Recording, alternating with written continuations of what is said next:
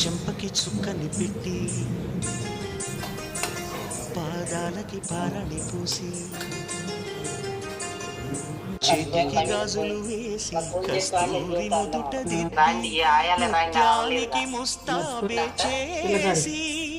మా హృదయాలను బోయిలుగా మలచిన ఈ పల్లకిలో అమ్మ ఏం మరి వచ్చిందో రాదు మరి అంటే నరాలు ఇవన్నీ ఎప్పుడు పడుతున్నాయి అని ఖమ్మం పోయి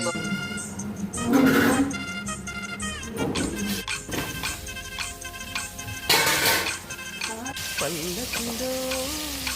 పల్లకిలో పెళ్లి కూతురు రాణిలా ఉంది, మహారాణిలా ఉంది.